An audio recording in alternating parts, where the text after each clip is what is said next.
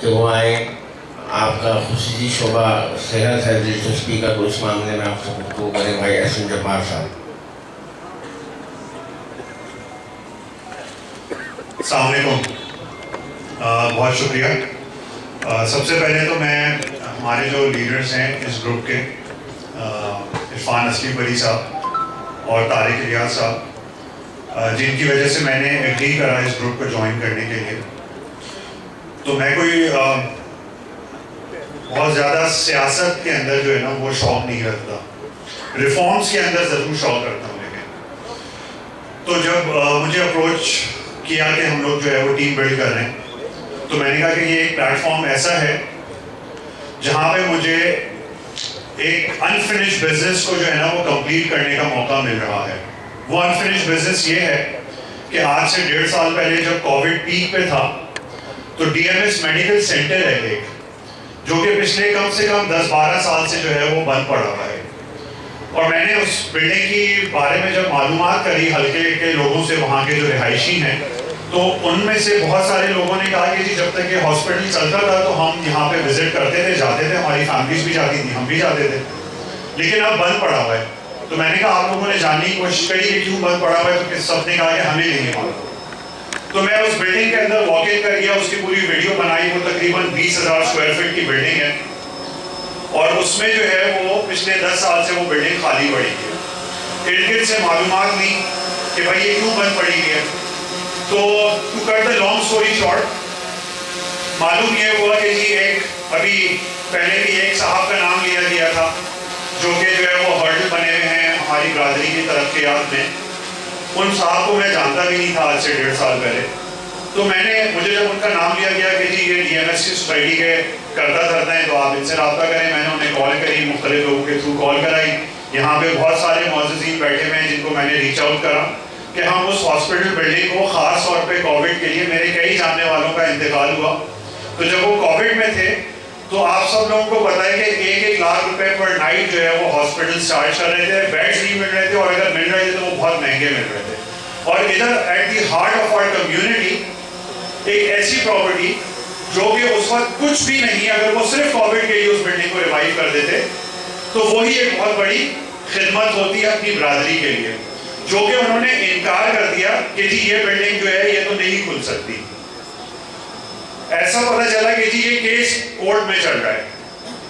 میں اور میرے کچھ ساتھی جنہوں نے مجھے جوائن کرا اس کورس کے اندر, میں ان سب کا بھی بہت شکریہ ادا کرنا چاہوں گا, کیونکہ اکیلا انسان کچھ بھی نہیں کر سکتا. ہم لوگ ڈی ایم ایس کے ممبر نہیں ہیں تو ہمارا کوئی ویسٹڈ انٹرسٹ نہیں تھا. یہ ضرور جانیے گا کہ وہ کاز تھا ریفارمز کی جو میں بات کر رہا ہوں. تو ہم اس کاز کو لے کے گئے اور ہم نے جج کے سامنے کھڑے ہوئے. جج نے پوچھا آپ کون ہیں, ہم نے کہا کہ جی ہم ریزیڈنٹس ہیں اس علاقے کے, ہم افیکٹیز ہیں. ایک میڈیکل سینٹر ہے جو ہمیں پتہ چلا ہے کہ جی لیب ہے وہاں پہ اور ہاسپٹل ہے, ان کا آپس میں کوئی کیس چل رہا ہے. جب میں نے اور ڈیپ ڈاؤن اسٹڈی کری, ہمارے پینل پہ جو ہے وہ الحمدللہ ایک ہماری کمیونٹی ہے, ایک ایڈوکیٹ بھی ہیں, وہ بھی اس کاز میں ہمارے ساتھ شامل ہیں. تو انہوں نے بھی ہمیں انسائٹ یہ دی کہ یہ سب کیس جو ہے نا وہ صرف مکہ والی چیز ہے, آپس کی ان کی گٹھ جوڑ ہے. کیس کچھ بھی نہیں ہے, کیونکہ اگر آپ نے کوئی جگہ خالی کرانی ہو, آپ لینڈ لارڈ ہو, 2 سال سے 2.5 سال لگتے ہیں, آپ کی پراپرٹی ٹیننٹ سے خالی ہو جاتی ہے. یہاں پہ 10 سال سے کیس دکھا رہے ہیں وہ کہ چل رہا ہے.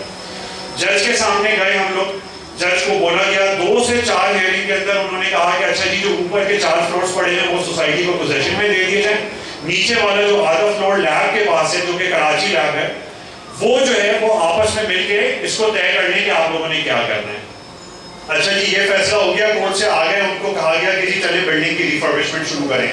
آج اس بات کو سپٹمبر 2020 اور آج نومبر 2021, 14 مہینے ہو گئے ہیں, ادھر ایک صفائی جھاڑو بھی نہیں لگی ہے. یہ حال ہے ان صاحب کا جو ہے. اچھا ان کے پیچھے پڑھ کے, تو اگر آپ لوگوں میں سے جو بھی اس میں انٹرسٹڈ ہو نا, وہ جب میں اسٹیج سے آ جاؤں گا نیچے تو آپ میرے پاس آئیے گا, میں ساری کانورزیشن دکھاؤں گا کہ میں نے ان کے ساتھ کب کیا کیا کانورزیشن کر کے, اور انہوں نے اس کے مجھے کیا کیا جوابات دیے ہیں. کئی میٹنگز ہوئی ہیں ان کے ساتھ, کئی جو ہے ان کے ساتھ میری telephone conversation, WhatsApp conversation وہ, لیکن وہ بندہ ٹچ سے مس نہیں ہو رہا. تو مجھے یہ ہوا کہ وہ بندہ جو ہے نا وہ جمعیت کا بھی یہی حال کر دے گا. اس کی ایک چھوٹی سی مثال یہ ہے کہ اس نے 1 سال الیکشن ڈیلے کرا دیا, اور یہ آہستہ آہستہ کر کے دیمک کی طرح سارے ادارے کو چاٹ جائے گا یہ بندہ. اس بندے کو جو ہے نا وہ ہمیں جمعیت سے, اور انشاءاللہ تعالیٰ آپ لوگ جہاں جہاں اس کو ریپرزینٹیٹیو بننے میں دیکھ رہے ہیں, اس بندے کو جو ہے وہ باہر کرنا ہے ہمیں اپنی جمعیت سے. میں کہتا ہوں کہ ان کے جو ساتھی ہیں نا وہ بھی برے بن رہے ہیں اس بندے کی وجہ سے. تو اگر ادھر کوئی اچھا کام کرنے والا بھی ہے نا, تو میں نے جیسے اپنی اسپیچ میں شروع میں کہا تھا کہ میں اپنے لیڈرز کو دیکھ کے میں نے اس گروپ کو جوائن کرا ہے. میں سیاسی آدمی نہیں ہوں, لیکن میں نے یہ جب دیکھا, جب میرے حلقے احباب میں مجھے لوگوں نے, ہر کسی نے عرفان اسلم علی صاحب اور طارق ریاض صاحب کی تعریف کری, تو میں ان کو ویسے جانتا تھا لیکن اتنا ڈیپ نہیں جانتا تھا. لیکن جب میں نے ان کے بارے میں کسی سے بھی سوال کیا تو ہر کسی نے ان کے بارے میں ایک اچھا اوپینین دیا. اور ایک وہ بندہ ہے, اور میں آج تک ایک بندہ ڈھونڈ رہا ہوں جو مجھے کہے کہ احسن یہ بندہ جو ہے نا وہ اچھا ہے, جن صاحب کی میں بات کر رہا ہوں, جو کہ دیمک کی طرح جو ہے وہ ہماری کمیونٹی کو کھا رہا ہے وہ بندہ جو ہے. تو میری آپ سب لوگوں سے گزارش ہے کہ ہم لوگوں نے, تو میں نے یہ کاز کیوں پھر ٹیک اپ کیا, میں ادھر آیا, میں نے کہا کہ دیکھیں بات یہ کہ جب غلط لوگ آگے آ رہے ہوتے ہیں نا تو اچھے لوگ پیچھے ہٹ جاتے ہیں, کہ اچھے لوگوں کی برائی ہے. وہ کہتے ہیں کہ جی ان کو منہ کون دے گا. تو بھائی میں آپ لوگوں کو یہ بتا رہا ہوں کہ میں ان کو منہ بھی دینے کے لیے تیار ہوں, اور وہ جو کچھ لے کر آئیں گے اس سب کو دیکھنے کے لیے بھی تیار ہوں, اور ان کو منہ دینے کے لیے پورا تیار ہوں. تو اگر کوئی, کیونکہ ہمارے اکثر لوگ کہتے ہیں کہ اپنی عزت بچا کے سائڈ میں کھڑے ہو جاؤ, گندے کے ساتھ گندا ہونا پڑے گا. تو میں وہ گندے کے ساتھ میں گندا ہونے کے لیے تیار ہوں کہ وہ بندہ جو ہے وہ اگر ادھر سے چلا جائے, مجھے کوئی عہدہ نہیں چاہیے اس سوسائٹی کے اندر, میں بغیر عہدے کے بھی کام کرنے کے لیے تیار ہوں, میں بغیر کاؤنسل میں آئے کام کرنے کے لیے بھی تیار ہوں. لیکن ایک صرف یہ تھا کہ ایک کاز تھا, جب تک آپ پلیٹ فارم پہ نہیں آتے, آپ اپنی آواز دوسروں تک نہیں پہنچاتے تو لوگوں کو پتہ نہیں چلتی ہے یہ بات. تو میں ایک مرتبہ پھر شکریہ ادا کروں گا اس پینل کا کہ انہوں نے مجھے موقع دیا ہے, اور انشاءاللہ تعالیٰ میں آپ لوگوں کو اپنی استطاعت میں بھی اور اس پینل کی استطاعت میں بھی ہم انشاءاللہ تعالیٰ بہت بہتر کام کر کے دکھائیں گے, بہت بہتر انشاءاللہ تعالیٰ. بہت شکریہ احسن, اور انشاءاللہ جو انہوں نے کہا ہے کہ بہتر کام کر کے دکھائیں گے, انشاءاللہ دکھائیں گے.